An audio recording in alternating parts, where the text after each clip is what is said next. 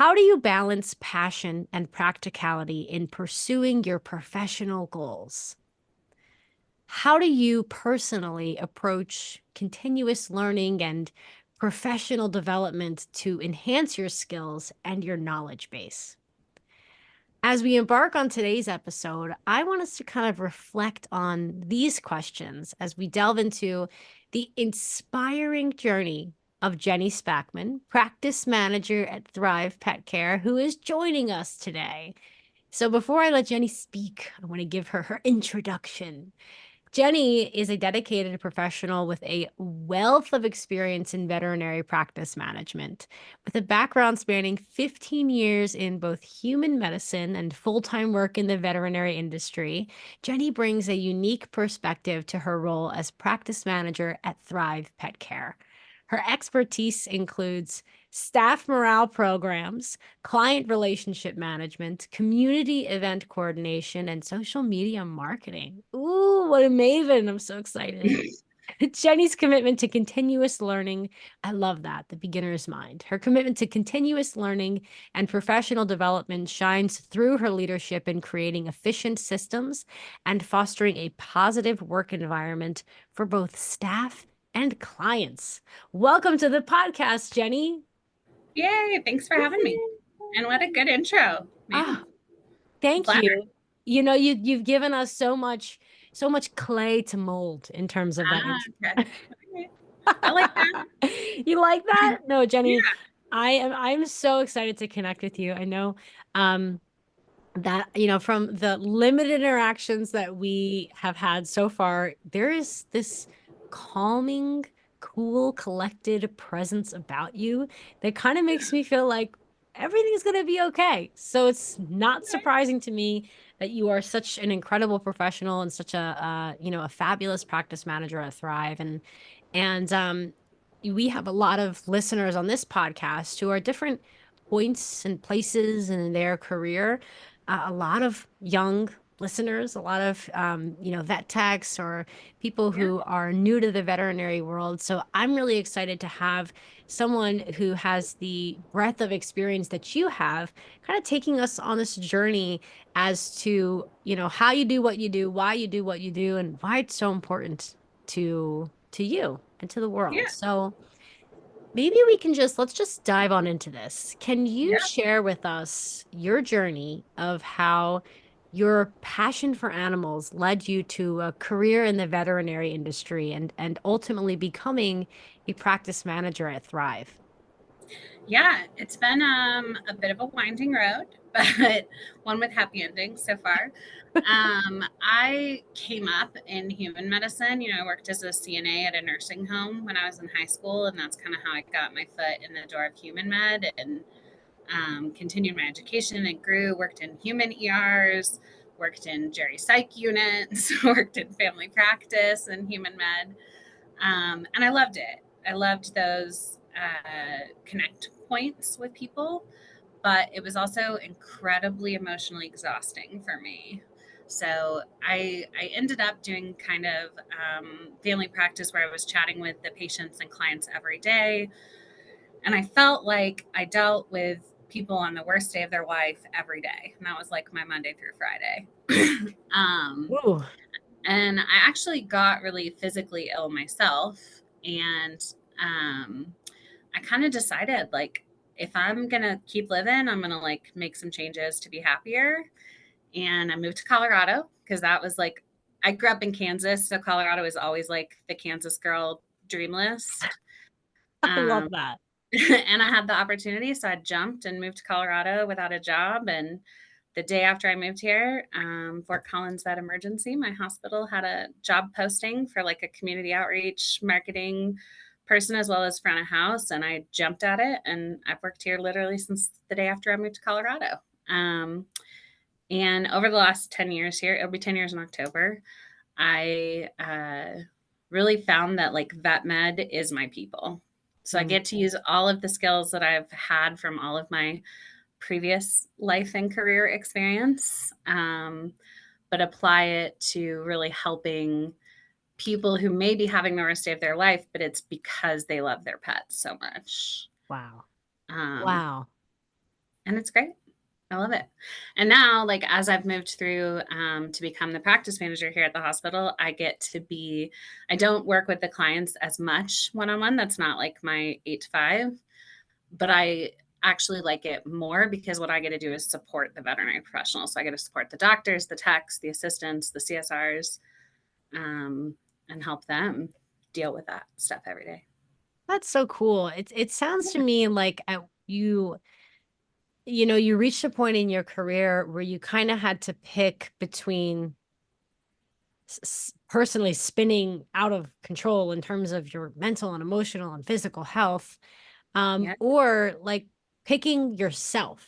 And what I Yeah. love about your story is there is a way for you to clearly pick yourself while Hmm. also living a life of service to other people. Like those Yeah. two things are not mutually exclusive. You can care about and choose to prioritize your personal health without you know, going off into an island and checking out from the rest of the world, and you know what I mean, like what people believe choosing yourself really is. So I Yeah. just want to highlight that and appreciate that and kind of shine a light on that, because that's really cool. It's really cool that you prioritized your self-care and also live a life of service that is just a little bit less stressful in the way that you were kind of forcing yourself to grow accustomed to unnecessarily. So yeah. Yeah, yeah, I think one of the biggest distinctions between human medicine and veterinary medicine for me personally is that in veterinary medicine, it's encouraged to connect with your people. Yeah. In human medicine, you're dealing with strangers who you're not supposed to build relationships with. Mm. And for a lot of reasons, like for the Yeah, patient's sure. benefit, you don't want your nurses and doctors and coordinators to have opinions about you or feelings about you. You want them to give you the correct medical advice. But doing people management in vet med, I get to care about the people who I work with every day and like have that relationship building. So it makes the stress and the anxiety, because that is still very much a reality of Oh my yeah, there's no professional avoiding it. position. It's not rainbows and butterflies, I'm sure. Absolutely. But it's worth it because I have that investment in the Yeah. people, um, which I'm not just allowed to do, I'm encouraged to do. Oh, oh Yeah. my gosh. That's amazing. And before I ask you more questions about yourself, can you, like, in a couple sentences tell us about Thrive to our audience members who are not familiar with the business that you work at? Yeah. So when I started at Fort Collins Vet Emergency, we were actually a privately owned hospital by John Geller was one of our founders, the founder of Street Dog Coalition. So I really got the opportunity to come into vet med and learn the why behind our hospital from a private owner. And Dr. Geller and his partners, but he was not a solo owner, really worked hard to find a corporation that they believed in when they did sell out so that they could retire, as people want to do. Not that John Geller has actually retired, but That's true. that's what he told himself at the time. um, and so Pathway is a corporation in the vet med space that really operates under the principle that the hospitals that they purchase continue to operate on their own terms. We still have our own core values. They provide us with a lot of corporate guidance, and there are certainly stronger hand holding and weaker hand holding parts of being in corporate America. But what I've seen in my time with Thrive is the ability to have additional resources for my team and, provide better and stronger benefit packages and have more support as a manager, which I don't think every member of our team necessarily sees in the same ways. Because if I have a P&L question, I'm reaching out to my boss or my boss's boss about budget, Yeah. where we didn't necessarily have that before without the corporate kind of oversight. And then the other really good thing that I like about Thrive is that they're really, really focused on continuing education. They have an internal CE program and platform that is available to every team member. And then they really promote like development opportunities, leadership retreats, leadership planning meetings. And then like things like emotional intelligence training that is available to every team member, which, Mind explosion. You'd yeah, think yeah. would be more popular. Yeah, you would think every team member in every job would have to have emotional intelligence, and every leader would have to have psychological safety training, things like that. So It sounds that's like there probably are a my lot of favorite part. women in charge at Thrive. I'll Yeah. just put that out there. I don't think you're wrong. All of my bosses are women. So, We love it. yeah. That's so cool. And I'm really excited. I feel like I'm going to learn a lot from you in these next however many minutes. And Yeah. what I'm super excited to hear is you seem like you have this natural ability to make people feel, as I'm pulling this wire away from my cat once again, you seem like you have this natural ability to make people make people feel great and make people feel confident with what they're doing and comfortable with who they are. And this is hard, I think, for a lot of people in leadership roles Mhm. at offices, nationwide across the world. So maybe you can kind of shine a light on what some of the approaches you found to be most effective in maintaining staff morale and fostering a positive work environment within veterinary or vet med spaces. Yeah. I mean, I think this answer applies to every job I've ever had. So not just in vet med. But I am not a naturally warm person. I am a very scientific minded. I'm not led by my emotions, generally speaking. I tend to believe things are very black and white at my core.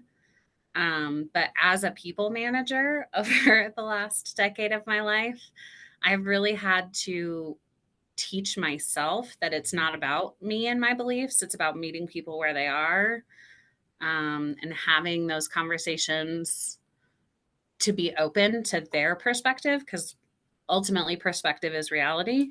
So it doesn't matter if I think, no, that's completely wrong and not applicable. If that's what someone on my team believes or is seeing, then that's what we have to address and tackle. And we have to find a way to get to where we're believing the same thing, even though we're obviously coming at it from different perspectives. Um, and I think that's the biggest thing in being a people manager, is that I care about other people's perspectives, Wow. even if I disagree with them, which Wow. happens a lot. So, Yeah, yeah, that's really exciting. It sounds to me like this, like in order to do what you do and to do it well, I think oftentimes we think of this. I'm trying not to get too heady and weird here, but I'm pretty heady and pretty weird, so that's hard.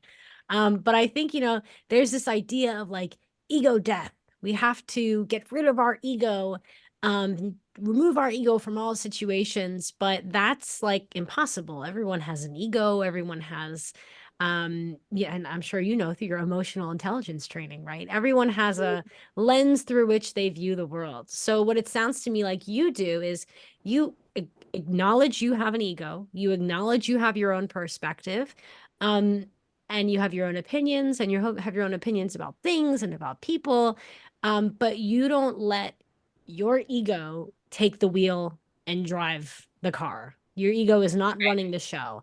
It's there, it exists, thank you for doing your job, ego, but what it sounds like to me is that you put a lot of emphasis on um, finding the reason why the people on your team feel the way that they feel. And instead of dismissing those people or even dismissing those ideas, kind of using that as an opportunity to learn more about what the next steps should be in order to yeah. resolve a conflict or to move forward together. Yeah. Listen, I know a lot about egos. I work with a lot of doctors, You get it. in human medicine and in veterinary medicine. And I think part of a doctor survival guide is having an egocentrical view of the world. Like, you have to believe that you're going to do the best job of anyone and you're the best person to do the job. And I have definitely absorbed that from all of the very different personalities of doctors, leaders, managers that I've worked with throughout my career. But I think what guides me is the idea that my job is literally the big picture, and the big picture Mm, is only 10% my perspective. Like, the whole other 90% of that is all of the other perspectives that exist in my 24/7, 365 hospital. Wow. Yeah. Yep. Our audience member, John Mark. Hi, John Mark. It's great to have you here. We love you. We've missed you. John Mark says you must possess courageous dynamics to shape and develop your employees. Oh, And I love that. Just the yeah. idea of courage, the idea of being dynamic. Mhm. Oftentimes, I find in the past that some people in leadership positions are just very static in the way that they think and feel and work. And that, of course, doesn't do anyone any good. And this idea of shaping and developing people, I love everything John Mark is saying, because there's this notion of continuous evolution and progress, Yeah. which I really appreciate. I think is super applicable to vet men too, because we have the clients, the maybe outside of vet med people who will say to technicians or CSRs on my team, like, do you want to become a doctor? Or are you working on becoming a doctor? And that's not everyone's goal, right? Yeah. Like each person on our team has a different career path, has different career goals, and it changes. Like we have Mhm. people who start tech school and then realize, like, no, that's not for me. We have people who go through their whole, high school and bachelor's careers thinking, like, I'm going to go to vet school and be a vet in 6 years. And then they do some different master's program, or they really love being a tech, or they decide that lab work is really what they want to do, and it's all about, again, meeting people where they are. And we do quarterly one-on-ones with every team member, which is a lot like this. It's just a casual conversation. We have a list of questions, but we see where the conversation takes us. And the first question is, how'd you do on your goals from last quarter, whatever goals the employee set? And then the last question is, let's set some new goals. And it helps us, again, find out what they want to do, what they're working on, and really pour into that, by encouraging them to focus on those skills, providing them with continuing education that's directly applicable to those skills, setting them up with a mentor who's really good at those skills. And just helping them with whatever that career path looks like. I tell people all the time, like, if Fort Collins Vet Emergency is not your forever, we want to make you better than when you started here when you leave. So, Wow. how do we do that? Yeah. I am like in awe of this. This is very exciting. You're being very flattering. I'm Well, I waiting. mean, I'm hey, waiting for the let's talk about this time you the failed gotcha question. spectacularly. There is Yeah. no gotcha question. This is a love fest. I'm still riding the high from Valentine's Day yesterday. Okay. And Yeah. I know it's just very cool. I mean, um I now in the job that I currently have at the Street Dog Coalition, I Yeah. am kind of used to that kind of leadership. Hard shout out to Katrina, our executive director. Yeah. But there is something beautiful and exciting to this, and I'll say it again, more like feminine approach to leadership. This idea of having a casual conversation, meeting people where they're at. This kind of almost like leaned out yet still empowering individuals to be Mhm. autonomous and take control of their own goals and their own vision and their own relationships in terms of their mentors. Like, I think that is so cool. And I think especially since COVID, when people are now people are looking for remote opportunities. They are looking to maybe work a little bit less and to not I'm saying this based on my own conversations and experiences in a few New York Times articles I've read. But it seems like people are like hustle culture to some degree is kind of dead or dying, and people are realizing that if they're stressed out at work all the time, like you've said in the past, their physical and mental health falls by the wayside. They don't have time to spend with their families. And I think that the pandemic really showed us like life is too short, and that you don't have to choose between a job that you love and that you're really good at and committed to, and like having a life. Yeah. So Yeah, that a lot of people say work-life balance, and I don't buy into that. Like, I don't think there's such a thing. I manage a 24/7 hospital, so I it's like true. I don't clock out. You know, there's no like, I'm not available on Sunday mornings. But what I do believe in is having things that fill your cup when you have other commitments in your life that empty it. So There you go. emergency veterinary medicine is hard. Yeah. It's not for everyone. We have really good, really fun, really ridiculous days. We also have really hard, really sad, really frustrating days. And for me, that balance, like I said, is about like if today was really terrible, do I still believe that tomorrow could be good? And the way that I do that is like I go home and I snuggle my dog, and I go home and I yell at my cat to stop chewing on cords. There you go. There it is. And I make my wife drive me into the mountains and let me like be a passenger princess with a blanket and a cup of tea. Like Oh, I love the that. things that like refill me allow me to come back for what could be another really crappy day or what could be the best day I've ever had here. So, Wow. That's empowering and exciting. And I think the way that you just described how you kind of set boundaries without setting boundaries is awesome and very yeah. relatable and really easy to do. Just finding ways, finding simply identifying what fills your cup. I mean, it Mhm. takes people years to do that. It took Yeah. me like 35 years to figure that out. Yeah. Um, things that fill my cup that are like healthy and not, Not destructive. Yeah. destructive. Yeah. So I love that you have not only identified what fills your cup, but have found opportunities and you mentioned your wife and people who can share in that cup filling alongside you. And I think like it's kind of that simple. I mean, Mhm. that's a very complicated thing for a lot of people, especially a lot of people in vet med who are just so used to giving, giving, giving Mhm. of themselves. But, unsolicited advice here from both me and Jenny is kind of figure out like what fills your cup. Yeah. And then also from there, figure out what kind of environment you need in order to do those things that fill your cup. And by environment, sometimes it's a safe space. Sometimes it's a person you trust. Sometimes it's an animal that you love. So I really appreciate you being real with us and telling us your phone's never going on silent, but also, come hell or high water, you're going to fill your cup. I think that's awesome. And it's probably why you're so good at what you do. And speaking of you being so good at what you do, Oh, okay. would Is this where the other shoe drops? Got it. Okay. no, there's no other shoe. There's no other shoe. In all seriousness, it's no other shoe. It's your fault for being so awesome. Can you possibly share with us and I should say one of our audience members, Mary, says that she loves the work that you do. So thank you, Mary. Oh, We appreciate you. yeah, thanks. I love layering in comments from our listeners. I feel like a radio host.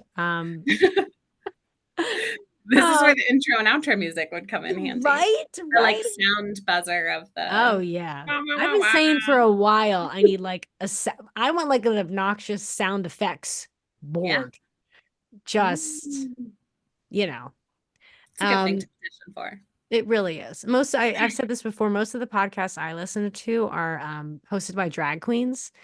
So it like takes all the strength in me to not be like lewd and obnoxious with funny sounds and jokes that I think are funny, but here we are, retaining our professionalism. Right. Especially because I know my boss will be listening to this episode later tonight. Hello, Katrina. Hi, Um, Katrina.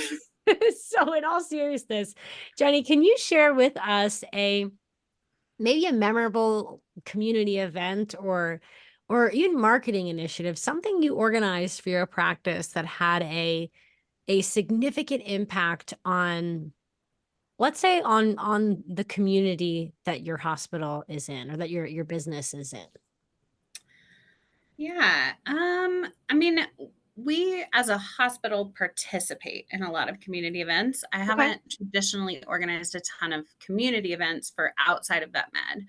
One thing that I am really passionate about, though, is providing and organizing continuing education events for the veterinary community. So, especially pre COVID, it has been a lot harder post COVID to get people to want to go to in-person events. But Fair. we did a lot of like lunch and learns, open houses. We provided, big CE opportunities with dinners and guest speakers for the veterinary community. Um, Events always super rewarding for me to do that. I think as far as like things that I have organized, just I try really hard every year to put together a fundraiser of some kind for a Nice. nonprofit that I love, including Street Dog Coalition. So we do, like we've done Paint Your Pets, where all of the proceeds go to Street Dog or Animal Friends Alliance, one of the local nonprofits that I really love. We just did that tattoo raffle I was able to get organized, which was super exciting and fun. Thank you for that. Yeah. So those kinds of things are like what kind of gets me excited about it, and like promoting it, making sure that, we're sharing the heck out of it on social media. I'm telling all my friends and peer pressuring them to scan the QR codes and, um, just like really pushing people to get involved in those things and talking to my team about it and getting them excited about it. Um, and then like again, not me organizing, but like continuing education is a huge passion of mine. Yeah. So we provide continuing education funds for every member of our team, and that's something that I bring up with them, probably to the point of annoyance, where I'm like, what are you using that money for? It's money, it's free money that's Awesome. going in the garbage can if you don't use it. Like, go to a conference, make it a Nice. vacation, like find a conference on the beach and go to the beach. Like, I love that. take that opportunity. So I think that's a big like thing for me, is making sure that I'm getting people involved in things that I know that they also care about, but Yeah. maybe haven't thought of, or wouldn't have immediately jumped at. That's fantastic. Some of the most exciting experiences I've had as a fundraiser, as a nonprofit professional, have been at conferences and at events that were a result of the organization I work at having a budget to support professional development. Like when I think back to some of the previous jobs that I've had, obviously there are a lot of great memories that come to mind. But like one time I went to this amazing fundraising conference, huge fundraising conference in New Orleans. And like, Yay. need I say more? Need I Yeah. say more? It was so much fun. It was a great period of both personal and professional growth for me. Um, Mhm. I had a really great time. I Yeah. actually, yeah, I'm thinking about that now and I'm like, I gotta go back to that conference. Yeah. Yeah, Yeah. Jenny. There's a veterinary conference, VMX. It's like the biggest national veterinary conference in the US, and I have gone to it every year for the last 9 years. And Awesome. over the last 9 years, I have like brought groups and bigger groups and bigger groups and bigger groups with me. And this year we brought 12 people from our hospital to it. Oh, And one of wow. the like really ridiculous things is that that one of the years we were there, maybe like 5 or 6 years ago, we were looking for something to do on like the Saturday night, and we found like a Groupon ticket for a pirate show. It's like a pirate dinner theater. And we went, and we always say it was the best $30 I ever wasted in Orlando. Um, Orlando Pirate Theater. Okay. yeah, yeah, Orlando, Florida. And so we have gone back to that pirate show every year, and it has become Oh my this God. legend with our team. We have the pictures with the pirates every year, and That's it's amazing. just like a super ridiculous. I'm positive it is intended for 4-year-olds birthday parties, but we go Even and they have, better. like themed drinks, and we're always like the loud group of stupid adults requesting macaroni and cheese instead of like vegetable sides. But it's about the team building part of it. We have so much fun together and everyone talks about it. There's always like long running jokes with the team members about it. And it gets people excited about like, yeah, I'm going to go to that CE because look how much fun they had at that one. So I think you have to Wow. do both. You have to have fun and learn a lot. Oh, yeah. Oh, yeah. I think you have to like learn everything to then forget it for a period of time to then go back to what you learned. I Yeah. love that. And I'm so glad that I have included a link to Thrive in our show notes because I have to Yeah. imagine that there are people listening to this episode thinking, I need to work there. Yeah. Yeah, Thrive has an insane number of hospitals, specialty, general practice, everything all over the country. Mine is the best. So if you're in Northern Colorado, hit me up, send me your resume. But yeah, we love what we do and try to have fun doing it. I think that's the most important part. And we honestly love what you do too, and we really appreciate it. And my last question for you, if it's okay, Jenny, is so you mentioned, hosting some fundraisers for the Street Dog Coalition, which of course we absolutely love you for, and we're so grateful for you clearly going above and beyond helping pets and their people. And I'm just curious to know, what does what does the Street Dog Coalition mean to you? Why do you find the mission to be so critical? Yeah. So John Geller is near and dear to my heart, and I will support him in any adventure, which he takes on all of the adventures. But John is the reason I'm in vet med. Wow. So I started at this hospital about 10 years ago, and we had a I had a difficult relationship with our practice manager at the time. And I wrote my resignation letter and I met with John Geller. He said, meet me for coffee. And I met with him and he said, don't quit. Give us a chance. You're really good at this. And I said, John, I don't know. And he said, please don't quit. And I said, okay. And then I found out that our practice manager at the time was leaving. And so I was like, all right, so he Yes. knew and he wouldn't tell me. And like, he probably couldn't tell me now, I know. But he convinced me to stay. And like I said, I found my people in vet med. I found my people at this hospital. I found a mission that I care about and I'm passionate about here. Um, and we have used the Ladybug Fund and Monkey's Ashes, which is through Street Dog Coalition. The two of them, Yes. merged for many years here at our hospital. And I see the impact that it has on clients who need that help. And we're really grateful for that partnership. And through Street Dog Coalition and then just another like pet project of mine, we've done a lot of like serving dinner at the rescue mission here in Fort Collins as a team. And I think everyone deserves to have a pet. There's no, if you can't afford veterinary care, you don't deserve a pet.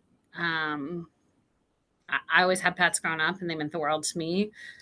I don't know if my parents ever paid a vet bill, like that just Wow. wasn't the culture that I grew up in. Yeah.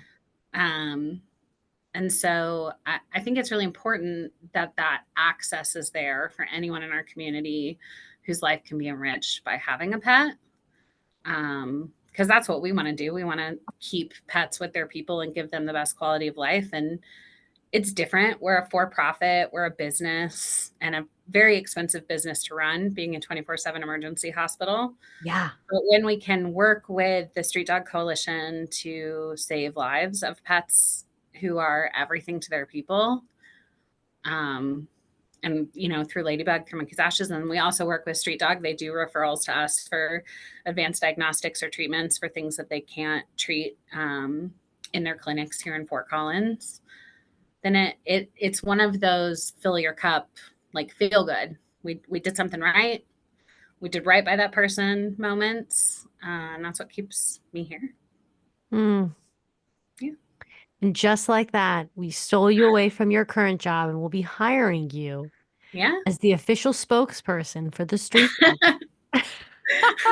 Jenny, that was so beautiful, so well Yeah. said. I appreciate um the intersection between what you do and what we at the Street Dog Coalition, what we do. And I think there's more than one way to protect the human animal bond. And you are really operating on, firing on all cylinders here. You have kind of a hand in everything. And I really appreciate that you, of course, don't discriminate against people based on their financial status or whether or not they can afford to pay a veterinary bill. Because as our listeners know, and as our staff knows, that your ability to pay a veterinary bill does not dictate your worthiness of feeling the love of an animal or your ability to care for that animal. Yeah. So I just so appreciate you, Jenny, for taking the time to chat with me today. This was one of my favorite conversations, and I don't usually say that. And by usually, I don't think I've ever said that. This was Okay. awesome. I feel like I've learned a lot, not only about you and the work that you do, but how to move forward as a professional in this field. And I know that our listeners, thank you so much, listeners, for tuning in, who are at all different stages of their professional careers as well, Hmm. have a lot of nuggets of wisdom from this conversation that will hopefully be playing on repeat in their minds for some time. So, Jenny, I want to thank you again so much. I know this was our second attempt to record this pod. And I just really want to thank you so much for your time, for your talent, for all that you do for pets and their people. And we just love you over here at the Street Dog Coalition, and we're Yeah, so, so grateful for you. So thank you for your time today. of course. Thanks for having me. Yeah. You're welcome. You're welcome. And thanks to our listeners too. And Jenny, we got to have you back sometime. Got to have you back sometime. Anytime. Thank you, Jenny. And thanks to everyone for tuning in. Until next time. Bye. Bye bye.